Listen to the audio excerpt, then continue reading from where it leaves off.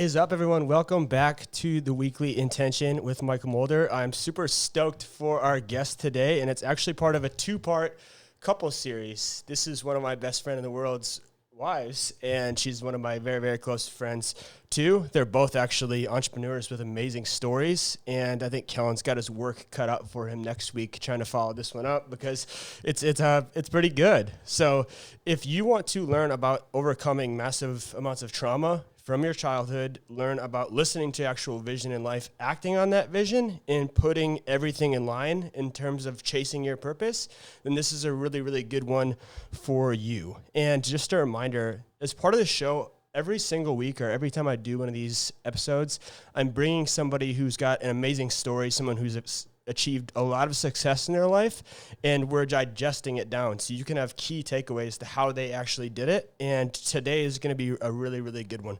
So without further ado, today's guest, like I said, one of my best friends' wives, one of my close friends. She's like family to me.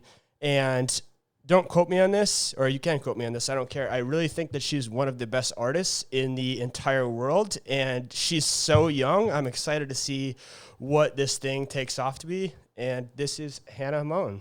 Yeah, well, thank you so much for having me. That was like the best intro ever. Thank you. That's good, right? I feel super honored to be here and really appreciative to do this with you. Mm-hmm. And she actually goes by her moniker, Hannah Friel Art. That's like your official art name. Yeah, right? yeah. That's so for my website, it'd be Hannah Friel Art, hannahfriel.com.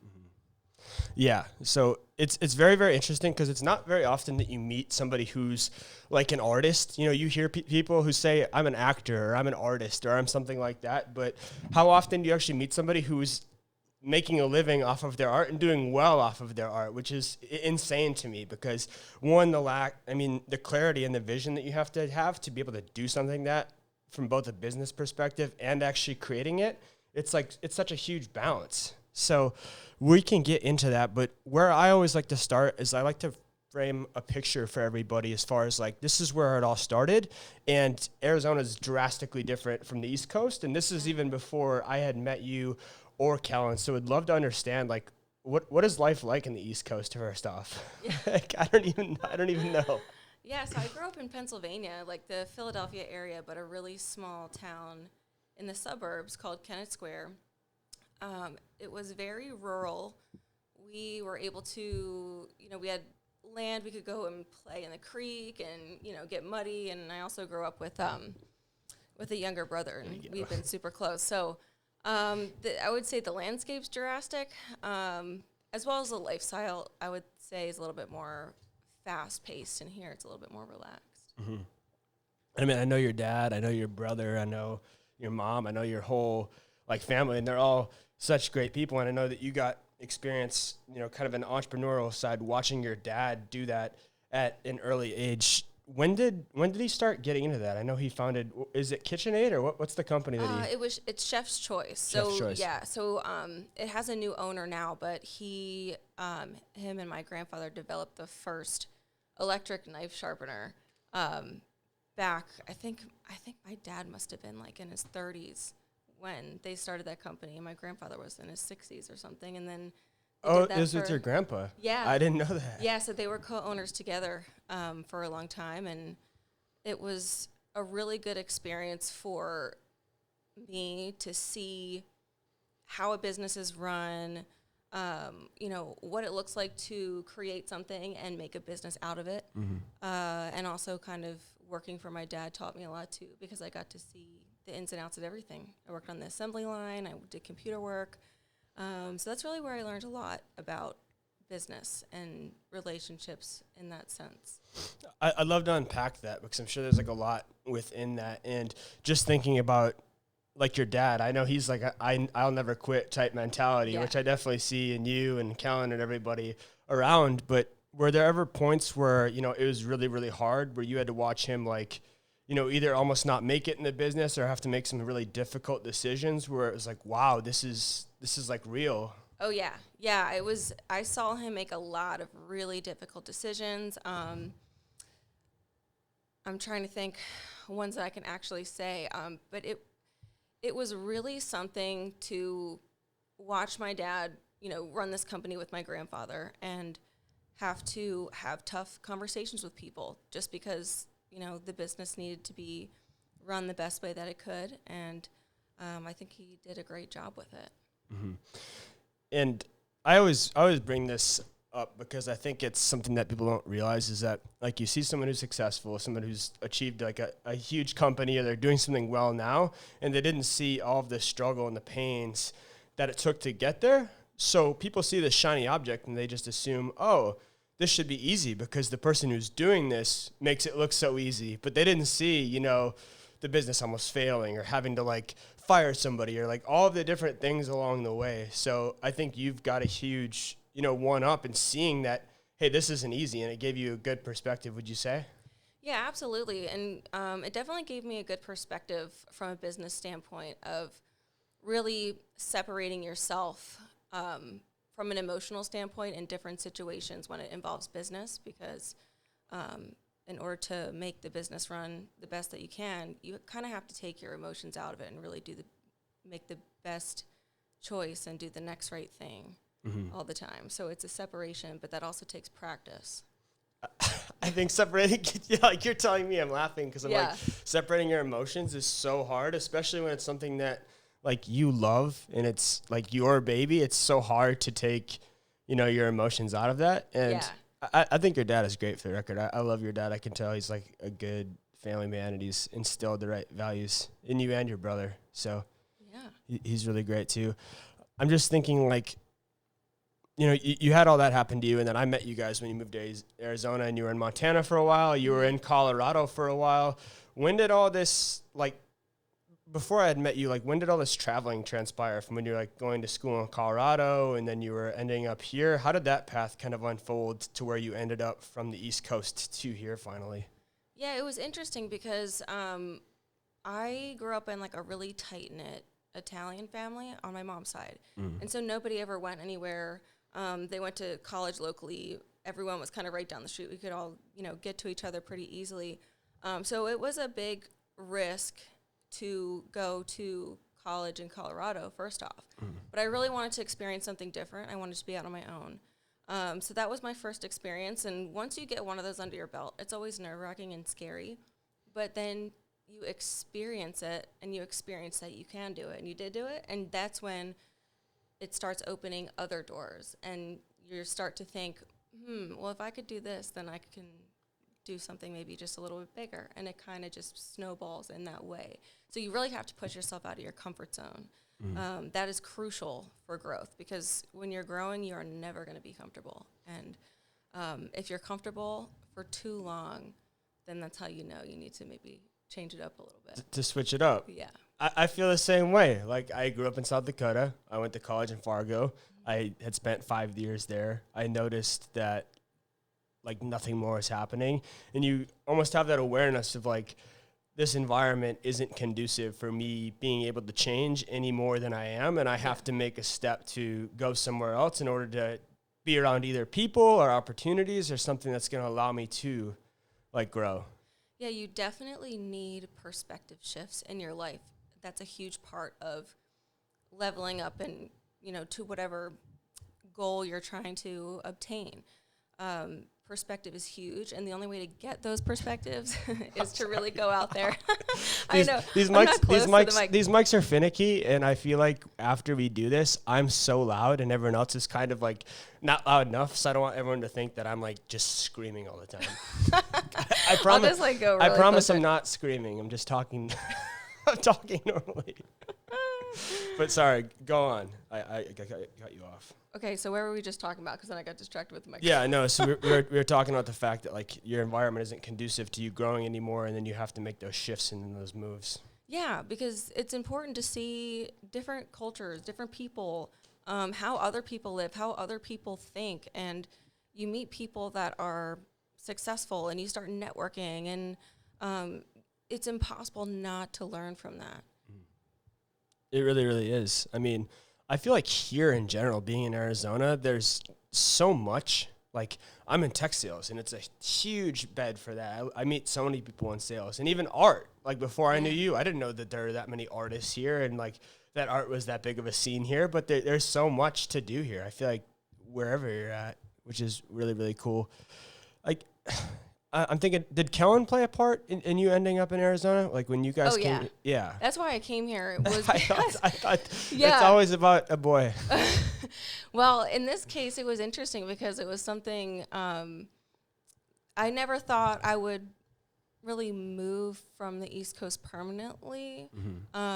But then when we met, he was playing baseball on the East Coast. I met him, and we dated for a while and then decided to kind of take that leap where I was going to move to Arizona while he was in spring training. And so we were able to support each other. And it was just the best thing to do. And then, we love it here. So we've been here ever since. So before you even took a chance on art and making that your full-time thing, you took a chance on moving out here to be with somebody that you love. So that's two big chances. That's you putting your faith in Kellen, who's now your husband, to come out here, which worked out, which then brought you to the next thing. And guys, that's so important. Like, you can't skip 2 steps. Like, had she not come out here in the first place, like to meet Kellen, maybe she wouldn't have ended up on the same path in art. So you have to listen to that voice in your head when it's telling you like it's time to go. And it's always going to be scary, but there's always like a gut intuition, I would say, that it starts out kind of quiet, and the more you don't listen to it, the louder it gets until it starts screaming at you and you're like, okay, I got to do something now because now I just am not comfortable where I got to get out and grow and into something bigger. You got to scratch the itch. Like, it just becomes too large. And I think that brings it to where I had first met you. I met you and Kellen, like, 5 years ago? Yeah, like 5 years ago now, I think, when I first started at Digital Airstrike. And you were in that apartment, that tall one with the little garage with the art all in there. And is that really... Well, let's take a step back first. So you moved out here. You had a job in healthcare for, what was it, like 6 months? Well, I did. When I first moved out here, I was only 22 years old. So I literally graduated from college and then like 2 days later moved to Arizona. So I was fresh out of college. I had a couple different jobs. I worked in the restaurant. I worked as a recruiter. And then ended up working for a chain of hospitals doing like the assistant to the contract analyst, which was like totally outside of, what I'm what I'm good at, I guess I would say. But I got good at it. Honestly, I can't see you do that at all. Yeah, I got good at it, but it wasn't something that came natural. But I'm very grateful for that experience, and I loved the people there, but just like kind of piggybacking on what we were talking about, there was just this thing that was like, started out as a little irritant. Like, I don't know if I want to do this for the rest of my life. I don't know if this is really me.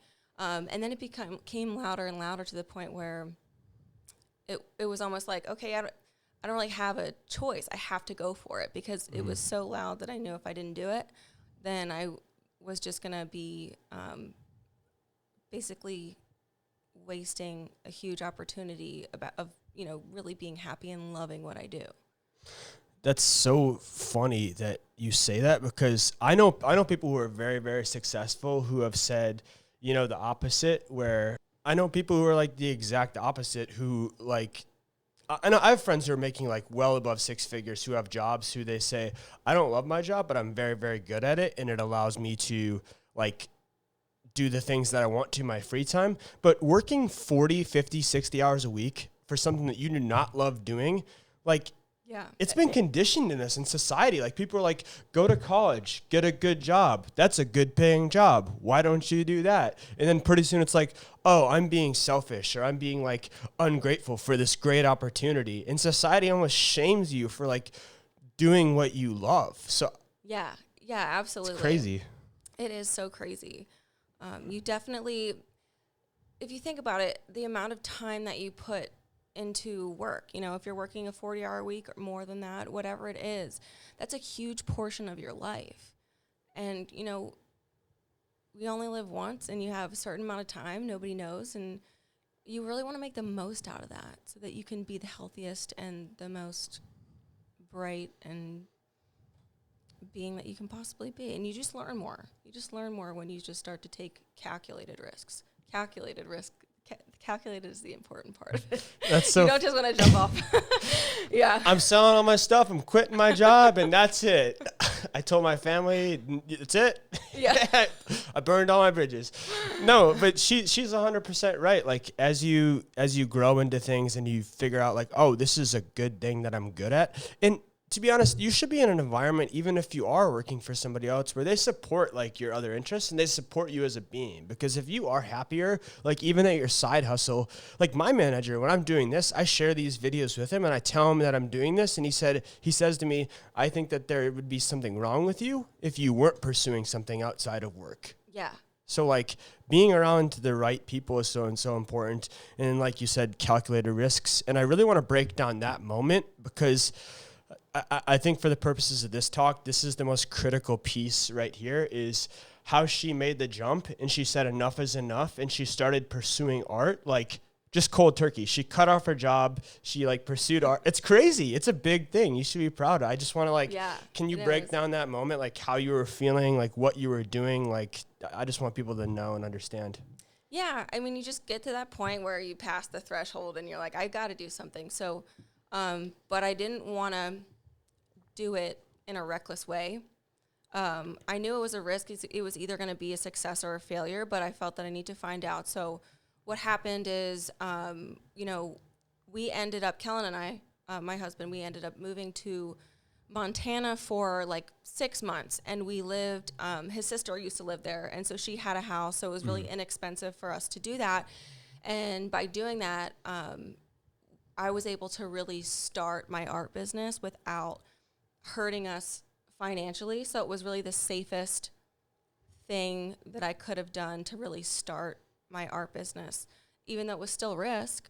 But you want to make sure that you've got enough of your ducks in a row that you're not going to put yourself in a hole later. Mm-hmm. Yeah. Was it stressful, like when you quit your job and you finally said, this is it? And then like, picture you, like, I just quit my job. I'm sitting in this garage with all this paint and stuff. And like, I need to conceptualize this idea. What did that feel like? That was one of the most terrifying things I've ever done, because I went to art school and I majored in fine art in Colorado, and I took a ton of art classes, but I wanted to create something that was unique to me, especially as an artist. You want to create a brand, and you want people to notice, oh, that's, Hannah Friel painting, or that's so-and-so painting. You don't want to look like anybody else when it comes in terms of your artwork. So that was, I would say, one of the toughest things that I had to work on, which was also terrifying because I do abstract artwork, and a lot of it's with resin, a lot of it's with chemicals. I started doing stuff on canvas this past year, but it was really scary not knowing if I could do that, because you don't learn about abstract as so much in art school as you do the classics. Mm. So I really had to teach myself along the way a lot. And you didn't run a business. Like, you had gone to school for art, and you had this idea of what you wanted it to be, but like conceptualizing it and actually like making money from it and getting it out to people, like that whole process, like. Yeah, that's the biggest thing is like artists, there's always that stereotype of the starving artist, and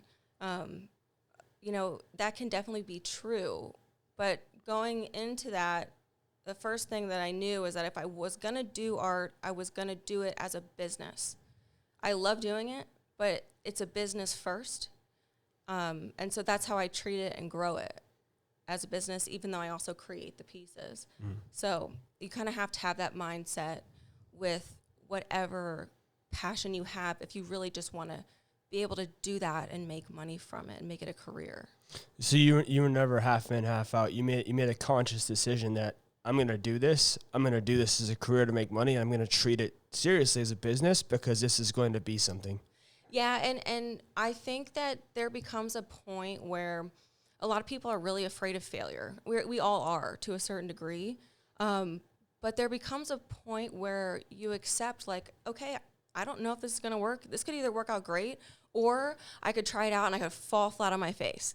But, if you fall flat on your face, then you just figure something else out. Like, it's not the end of the world, But that's the price you have to pay in order to really not have any regrets or what ifs. You don't want that. God, I love what you just said. I try to get like these points in here where it just like hits home to where people watching are just like, wow, like that hits me in my brain. And like, I think that was one. Oh, thanks. Right there. That was good. No, and I mean, you've grown it, and I felt that way too, where I'm just like sitting here, like, this isn't even really a business yet, but when I was sitting here with like my phone and I was trying to figure out like, how do you record audio, or like, how do you like shoot in 4K? How do you upload this stuff? And I was just like staring at the wall, like so stressed out and filled with anxiety. I was like, I don't know what to do. I don't know how to do this or like where to even start. And I just started watching YouTube videos, and like, you fail and you learn. Like you fail a little bit and then you learn. And then as you go and you go and you go, you learn like it's okay. Like I'm going to fail. In fact, the people who are the best in life have failed more than anybody you know. They've embraced that failure and they've become like not immune to it, but they understand it and they view failure in a different way. Yeah, it's a perspective shift. You know, you could either beat yourself up about it, or you could look at it and say, okay, this didn't work out. I'm bummed about it, but what did I learn? Because every failure comes with a really important lesson. And even in the beginning, like what you're saying, you know, remind me too of like when I started the art stuff. I mean, I made painting after painting and trial and error. And I mean, I had a million fails on the artwork side before I was able to even develop my product. So it's never easy in the beginning. It's new, you know. And what like, you got to see her art. Like if we'll plug it at the end so you know where to go. But from now, like I've wanted my house, like it's midway. It's not even as good as what she's producing now. And it's crazy to see the progression over time from like what you were doing when you first were doing it and the things now. They're insane. I'm like, how is this even real? I mean, it's progressed so much. Thank you. And I would say another thing too is sometimes you think you're failing at something, but then that mistake actually ends up being like something that you end up using in a different way. Like for me, I mixed the wrong chemicals together and I got all these holes in my painting, and I was like, great. And then I started carving them out and sculpting things, and it turned out into a whole new process. So, you know, you never know where it's going to bring you. That's insane how you view that. So you think about failure, and that just shows you're an artist, because that's like a whole different level of like abstract thinking. You had holes in your painting, and most people would be like, well, this painting is ruined, I'm going to throw this away. And you're seeing, oh, there's just more depth to this painting now. Like there's more that I can do with this painting that I couldn't do before. Yeah. And then it was a sculpture, and I was like, oh, okay, so I'll work with this, you know? So yeah. That's you just have to kind of laugh, you know, you got to use humor too. I never knew that. I was curious about where like the layers came from, especially the holes, because you look at them and there's levels to it. And I know there's holes in some, so that's crazy too. So the last thing I want to do on this segment before we kind of talk about like growing your vision and like the trauma piece of it is, when you think of that moment now and you think about the fear of the change, you know, versus not living your truth, like, where would you be right now had you not done that? Like when you look back at that moment and you decided to do that, like how does that make you feel in terms of this is the path I'm on now versus this is the path that I could have been on? I don't really know. Like there's a million other paths that you could be on. If I wasn't on this one, I'm sure I'd figure something out in the arts or you know, something creative. That's just always been my passion. So I would definitely be doing that, but I would also say that in the beginning, I really, really wanted everything to be really safe, and I wanted to feel secure in what I was doing, which is why I kept ignoring my passion. I pushed it aside because I was afraid that it was just not quite safe enough. But then you just bust out of that, and you just keep going and try and create something that is meaningful to you in your life. And it's something that's kind of just happens, you know. It builds up, but then you get over that threshold to the point where you're like, okay, I'm just going to do it anyway. You hit that point where it's just like, I've come too far now, and that's it. Like, yeah. We're just going to keep going on this path no matter what. Yeah. And you never know where you're going to end up, but you just keep evolving all the time. That's really cool. And I think, to tie this back to the fear aspect of it, the people who have been the most successful have faced their fears, but the people who you see have changed a lot of people's lives have also overcome things within themselves. And I think that's somewhere where we connect, because you and me are so bad at, and we're both better at it now. We're a lot better at it now, but like, we're so bad at like doing things, and everyone around you is like, you're doing good, you're doing great. But we don't feel it at all. Like you don't ever feel that sense of accomplishment. And I know that ties back to like the trauma piece. So I'd love to tie in like trauma, EMDR, which is like emotional. Yeah, it's eye movement, desensitization, and reprocessing. I think that's how it is. I might have botched it a little bit, but basically it's the most powerful form of therapy in the field for people that have gone through trauma, that have PTSD, complex PTSD, even a one incident thing. If you have a car crash, I mean, it can literally change the way that you view the world, and the EMDR really helps put everything in a place where it becomes a memory and you're not reliving things anymore. Do you feel like you pursuing art and facing your fears with that was in congruence with you feeling worthy enough to face past traumas and do the EMDR to get better? Do you think those two tie together in any way? So I guess a better way to put it is like, when you're going through trauma and you don't feel like you're worthy of something, you're not going to accomplish it. If I feel like I'm not a good artist and I can't do it, I'm not going to be. But at some point you made that decision, like you said, I'm going to do this no matter what, and I'm going to be good at this. This is going to be a business. Like, you made those assertions in your life. Do you feel like you overcoming things within yourself through EMDR allowed you to break those thresholds? Yeah, I think they both kind of wove together and helped each other out, because a lot of us are so afraid of our feelings, and especially the ones that we don't find so pleasant. But what ends up happening is, when you subject yourself to a little bit of stress, and you get through it, your body automatically adapts, and then you're able to handle just a little bit more stress, and then just a little bit more and a little bit more, and you become so much more resilient. So my trial and error with my artwork definitely started that, and I could experience it for myself that was true. But then with EMDR as well, you're absolutely put in positions where it's uncomfortable. It's very uncomfortable. But then you're like, oh, now it's okay. And yeah, and I think that's a good point, because, like I mentioned, you're trained to feel like you shouldn't feel bad, or I shouldn't feel this way, I shouldn't feel that way. And there's no should or shouldn't in life. Like, you just are. Like, you're a person. Like, you're not perfect. You make mistakes. You fail. You get back up again. Like, you can do whatever you want, and you can't let those thoughts or feelings define you, or you will never go anywhere. Yeah, and a lot of our society uses, you should feel this or you shouldn't feel this. But what that ends up doing is just creating a total void of self-love, and it actually just amplifies the negativity that you already feel, because you're trying to tell yourself that you shouldn't be where you are. And what is the point in that? Because that's where you are. You can't should yourself out of it, because that's what's going on right now. So it's really about trying to be mindful and compassionate about that within yourself, which also takes practice, especially with being hard on yourself and all that. So that's important. And then also, a lot of times when we are feeling that way, you kind of start to, if you're feeling negative, you're going to produce more negative thoughts. But the negative thoughts are coming from the feeling negative. It's not that the thoughts are the problem. Mm-hmm. Because if that was really the case, then you know how sometimes you think about something and you're, ooh, that bothered me, I didn't like that.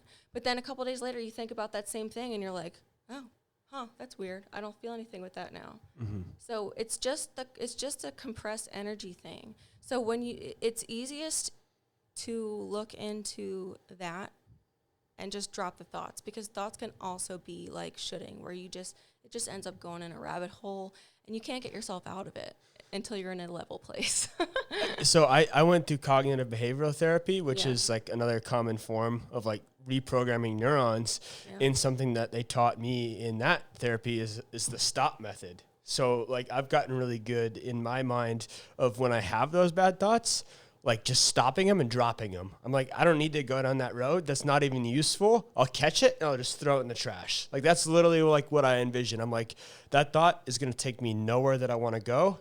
I don't even care to think about it, and I'm going to throw it in the trash. Exactly. And like being able to stop yourself in that point is good. But the thing about it is when you're going through that, like when you're building a business, when you're going through some of the things that you've gone through, it's not always easy. It's not always easy to tell yourself those things because you're going through so much. Like when everything's great and life is great and it's like, oh, like everything is just perfect and everything's normal. Like that's not when you face your demons. It's when your back is against the wall and everything is on the line and like you're trying to do something when nobody believes in you and there's nobody around you to tell you what to do. And it's all on you. That's when those voices come in. It is. It really is. And, every thought has a hook on it and you can bite it and take that and take it, or you can say, no, I'm not going to bite into that. I don't need that thought. No, that doesn't apply to me. And that's real. That was one of the hardest things, like, for me to really grasp, because you think, oh my gosh, this thought, now I feel this. Oh, something must be happening. Something must be real. But it's not, because if you think about it, if you're in an angry mood, everything around you is going to be tinted in that mood. It's like putting on glasses. It's like, if anger is like green glasses or whatever, I'm using an analogy, you're angry, so you're going to see everything tinted in green and everything tinted in a color, so you're not going to be able to really think about things and make your best decisions until that moves. And in order for that to move, you become aware of it, you don't judge it, and you pretty much say like, oh, okay, well, I don't like, you pretty much say, you know what, this feeling's here and it will pass. Because when you let it move, and you don't try and numb or distract or, any other coping mechanism, it moves. But when you repress, that's when things stick around and over time build up and can cause bigger problems later. You got to deal with things. You have to, like you said, scratch an itch. And if I was going to summarize everything up to this point from what you said, take risks that are calculated, make conscientious choices that you're going to do this no matter what, if it's something that you are passionate about, and deal with your emotions as you're having them, but deal with them respectfully. Like deal with them in a way that's going to allow you to move forward and not stop you. Yeah, and guess what? The bottom line is that it's a lifelong thing. You're going to have to practice this forever, because it's important to be mindful and to be aware, and it just helps you grow. So no one is ever going to reach perfection in that, because we're humans. We're always going to feel something. It's just about how we look at it and how we deal with it. And, that's always going to be. It is what it is. It is. Well, it gets easier over time. That is true, but only with a lot of practice. It takes the practice and the work. Like it takes the facing your fears. It takes like the consistent failures. It takes like the constant work ethic. Nobody who hasn't gone through those processes has been great. You don't just fall on top of the mountain. You don't just wake up one day and you're like, I have perfect control over my emotions. My business is running great. Everything's just wonderful. I'm glad it happened this way. Yeah. That doesn't work like that. So I think embracing the mindset that like it's going to be work, and like you had said, like not fighting that feeling, not fighting that thought that this sucks right now or that this is what it is. You're embracing the fact that this does suck. What am I going to do about it? Yeah, and it's just an energy wave, and it'll move, just like anything else. It just passes through, and then it just ends when it ends, and then as soon as you become aware of that, it gives you, more motivation to keep going, because you're just letting stuff that has been holding you down pass and get out, and then you're just going to become more resilient. It's going to become a lot easier. Yeah, and I feel like you're in a good momentum train, and this is a good part to talk about, like the creative process, because you faced your fears. You started the business. It's doing very well now. You do the celebration of fine art. It's growing consistently every single year. This is your 4th year you're going to be doing it? Yeah. Yeah, 4th year. Your booth keeps getting bigger. Yeah. You keep commissioning more and more arts. Like that's going great. I would love to tie this all together. Like whether you're talking like an artist or a non-artist, like putting all this together in a bow in your creative process. Like when you are in the garage and it's just you and like Kellen's not around, I'm not around, nobody's around, it's just you and the dogs in the garage and you're just like working. What type of frame of mind do you have to be in to be able to sit down and like really like work on a painting or finish a commission, or like how do you feel when you're actually in the flow of it, like when you're doing it? Yeah, I would say flow is definitely important for my process because you get into it, and then when you're in flow, you're kind of out of your head. You're the most present you can possibly be. You're not somewhere else, and then that always in turn makes the best pieces, the most detailed, the most beautiful pieces, and ideas might come in and help you to make it something even different. New innovations. So flow is definitely important, but I also think that you have to kind of let things be imperfect sometimes too. At least with my artwork, it's abstract. And there's definitely a lot of things that, chemical reactions that happen on their own, things that I can't control. And so just letting that happen and just seeing the beauty that comes out of that, it's kind of therapeutic in a way because I'm doing part of it, but then I'm also just being free with it, and I'm not being a perfectionist. I mean, I am a perfectionist when it comes to my art and my business, but the most beautiful paintings really just come with really just letting go and just being present in the zone. God, that's amazing. I'm trying to put into words what you just said there. Like, cause I didn't even think about that. That's why I love doing this. Cause it always has so many different like layers and like levels to it. And I was thinking about how do we tie this into the art? And I think it's crazy because being present is the answer to everything. Like being here right now and focusing on what you're doing and giving it your undivided attention is the way you're going to succeed and do best at anything. So that's a task. I mean, that's a skill to learn in itself, but combining being present with a lack of self-judgment, which ties into EMDR, which ties into like facing your fears with the art. Like it literally all ties together in a bow to say, I'm going to be present. It's okay if I'm not that good. And because I'm present and I'm okay with not being perfect, I make tremendous pieces of art. Yeah. And it is really, it's interesting because being present enables you to become aware. And a lot of us aren't really aware because we're just on autopilot all the time. So you kind of have to practice mindfulness for that. Mm-hmm. But there's a really interesting study that kind of goes to show what we were talking about too.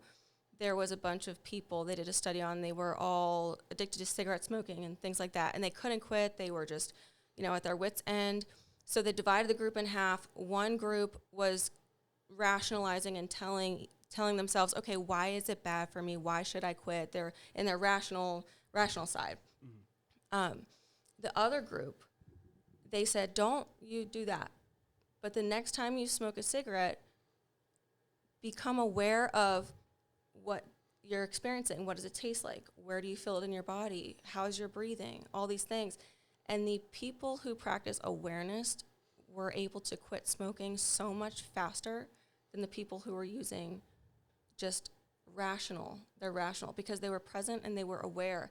And when you do that, it gets you out of the enchantment of like these old habit loops that are holding us back. So disenchantment teaches the brain that it doesn't like it. And the brain's always going to go away from pain and towards something that is more pleasurable for it. So I would say that's another part that ties in with the artwork, the therapy, just in life in general. I mean, literally just with everything. It just goes to show how well it works. It does work really, really well. And I'm just thinking here, like we've covered so many good topics today. It's crazy. Sometimes my brain, I'm just like, oh, I just left it all out. But no, it's really, really great.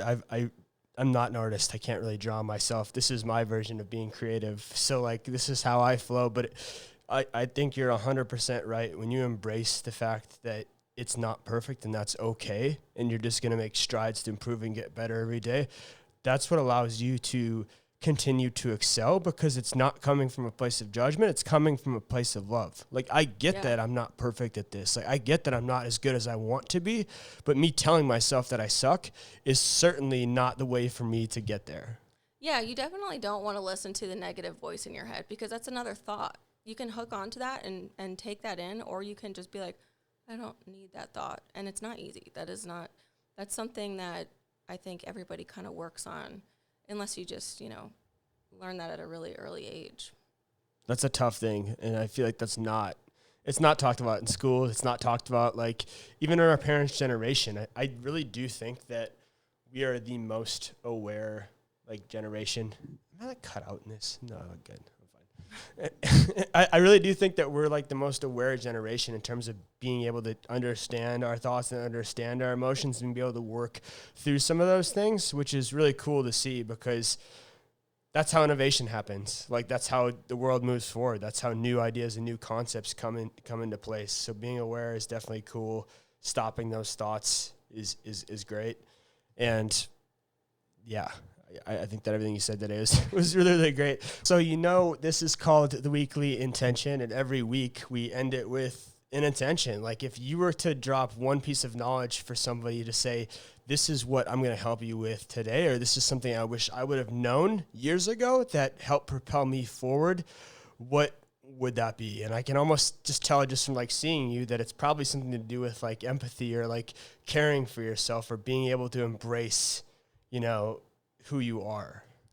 Yeah. I would say really developing a sense of compassion for yourself with wherever you are in your life is really important. And it's hard for a lot of us because there's some sort of a payoff from keeping this negative idea about yourself. And so once you realize, like, what is this little payoff that I'm getting from giving myself a hard time? Am I getting a payoff? Most of the time it's no. It's not helping you. It's not helping anybody else. But becoming aware of that can help you shift into more compassion. Also, you just have to keep going. You have to keep failing forward, and you have to really just go for growth. Anything that takes moving through or attaining involves growth. And I would say the last thing is that imperfection can be the most beautiful sometimes. I mean, and I can say that, so some people think that imperfection's bad, but I mean, look at nature and look at the way it is. You see rocks, you see formations, ocean, like all these different things in nature, and none of them are perfect. But that's why they're beautiful. That's the beauty of it. It would not look as good if it was perfect. And guess what? It would be boring. So boring. So boring.